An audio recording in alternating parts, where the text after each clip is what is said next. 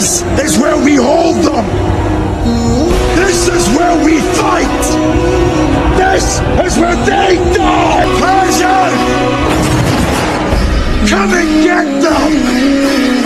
Assalamualaikum warahmatullahi wabarakatuh. Sahabat Islam yang dirahmati oleh Allah, peperangan merupakan hal yang sangat kita tidak inginkan, karena akan banyak terjadi pertumpahan darah. Keegoisan dan keserakahan manusia menyebabkan pertumpahan darah sangat sering terjadi dari masa ke masa. Gaya hidup yang mengedepankan hawa nafsu mengakibatkan hilangnya hati nurani, sehingga nyawa manusia pun tidak lagi berharga di mata mereka. Inilah yang terjadi dari masa ke masa, bahkan hingga saat ini. Setiap pertumpahan darah yang terjadi di bumi, ada satu orang yang selalu menanggung dosa tersebut, karena dialah yang melakukan pertumpahan darah pertama kali. Siapakah orang tersebut? Inilah kisah Habil dan Qabil.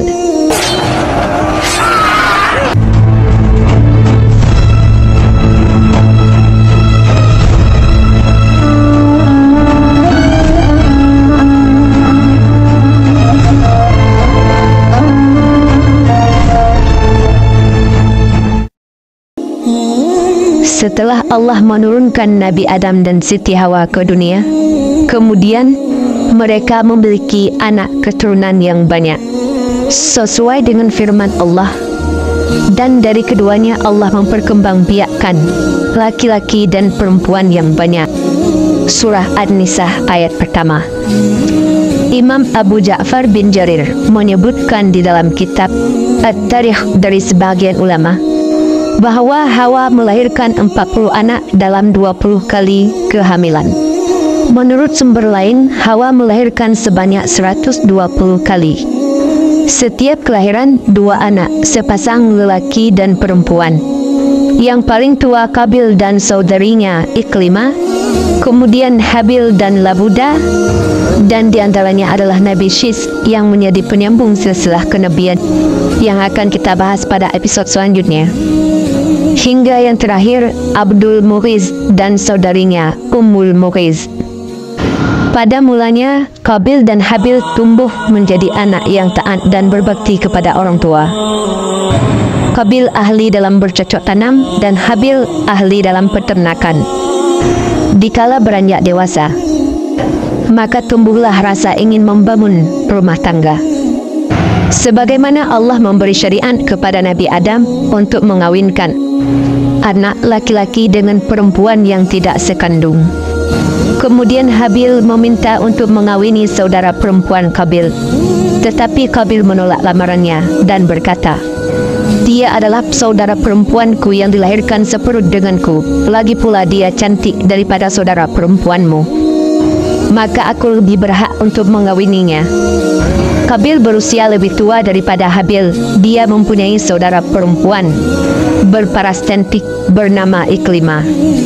Sedangkan saudari Habil yang bernama Labuda tidak memiliki paras secantik Iklimah. Inilah yang membuat Qabil tidak menerima lamaran Habil. Kemudian Nabi Adam memerintahkan keduanya untuk berkorban kepada Allah, untuk menentukan siapakah di antara keduanya yang berhak mengawini saudaranya. Lalu mereka pergi menyiapkan korbannya. Qabil dengan hasil kebunnya dan Habil dengan hasil ternaknya. Kemudian Allah berfirman kepada Nabi Adam, "Hai Adam, tahukah kamu bahwa aku mempunyai sebuah rumah di bumi ini?" Adam menjawab, "Ya Allah, saya tidak tahu."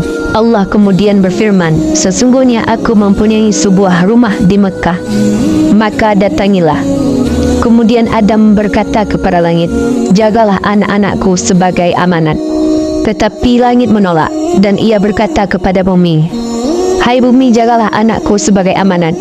Tetapi bumi pun menolak. Maka Adam berkata kepada Qabil. Qabil menjawab, "Ya ayah, pergilah engkau." Setelah Nabi Adam berangkat ke Mekah, mereka berdua pun melakukan suatu kurban. Sebelum itu Qabil membanggakan dirinya atas Habil dengan mengatakan, Aku lebih berhak mengawininya daripada kamu. Dia adalah saudara perempuanku dan aku lebih besar daripada kamu, serta akulah yang diwasiati oleh ayahku. Qabil mengorbankan sekat gandum, tetapi ketika dia menjumpai sebuah gandum yang lebih besar di dalamnya, segera dirontokkannya dan dimakannya. Sedangkan Habil memilih domba kesayangannya untuk dikorbankan, yaitu seekor domba putih yang bertanduk lagi gemuk. Lalu api turun dari langit dan melahap korban Habil, sedangkan korban Qabil dibiarkan begitu saja. Menyaksikan hal itu, Qabil pun marah, lalu berkata kepada Habil, "Aku benar-benar akan membunuhmu agar kamu jangan mengawini saudara perempuanku." Maka Habil hanya menjawab, "Sesungguhnya Allah hanya menerima kurban dari orang-orang yang bertakwa." Perlu kita ketahui, domba yang dikurbankan oleh Habil itulah domba yang kelak akan disembelih oleh Nabi Ibrahim alaihissalam saat menyembelih Ismail. Saat Nabi Adam pulang, Nabi Adam mengetahui bahwa kurban Habil yang diterima oleh Allah.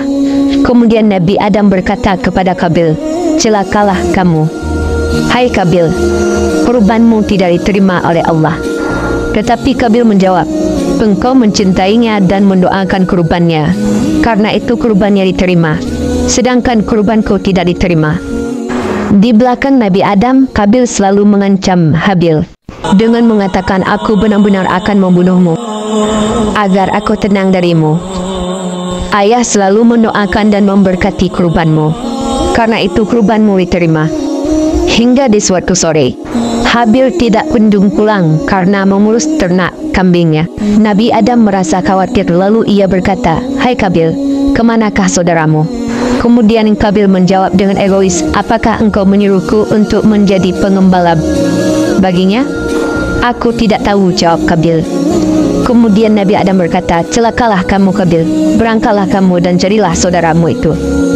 Lalu Qabil berangkat mencari Habil, seraya berkata di dalam hatinya, "Malam ini pasti aku akan membunuhnya."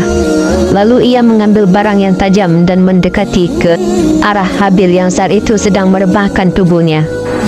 Qabil berkata, "Hai Habil, kurbanmu diterima sedangkan suguhan kurbanku ditolak. Aku benar-benar akan membunuhmu." Habil menjawab, "Aku suguhkan kurban itu dari hartaku yang terbaik, sedangkan engkau mengorbankan hartamu yang buruk. Sesungguhnya Allah tidak menerima kecuali yang baik, dan sesungguhnya Allah hanya menerima dari orang-orang yang bertakwa." Ketika Habil mengucapkan kata-kata itu, Qabil pun semakin marah, lalu ia mengangkat benda tajam itu dan ia pukulkan kepada Habil. Habil sempat berkata, "Celakalah kamu hai Qabil, ingatlah kamu kepada Allah, mana mungkin dia memberimu pahala dengan perbuatanmu ini." Maka Qabil pun membunuhnya. Setelah membunuh saudaranya Habil, Qabil kemudian memanggul jasad saudaranya itu selama 1 tahun, karena tidak tahu mau membawa kemana. Kemudian Allah mengutus 2 gagak yang berkelahi dan membunuh salah satu daripadanya. Kemudian gagak tersebut menggali tanah dan menguburkan gagak yang telah mati. Lalu Qabil pun berkata, "Oh celakalah aku, mengapa aku tidak mampu berbuat seperti burung gagak tersebut, sehingga aku dapat menguburkan mayat saudaraku ini." Setelah kematian Habil, Nabi Adam merasakan kesedihan yang sangat mendalam. Lalu Siti Hawa melahirkan anak laki-laki yang lain, yang diberi nama Shiz, dan mengatakan, "Aku memberi nama itu karena aku diberi pengganti Habil yang telah dibunuh Qabil." Kisah ini disebutkan di Al-Quran pada surah Al-Maidah ayat 27 hingga 31. Rasulullah bersabda, "Tidaklah suatu jiwa dibunuh secara semena-mena melainkan anak Adam yang pertama kali menanggung dosanya, karena dialah orang yang pertama yang mencontohkan pembunuhan. Inilah pembunuhan yang pertama kalinya di kalangan Bani Adam dan juga permulaan orang yang mati." Menurut riwayat yang disebutkan oleh Mujahid dan Ibnu Jarir, setelah membunuh Habil, Qabil disegerakan azabnya, yaitu kakinya digantung ke atas sejak hari itu, dan Allah menjadikan wajahnya menghadap ke arah matahari serta ikut berputar bersamanya sebagai siksaan dan pembalasan untuknya. Wallahu a'lam bissawab.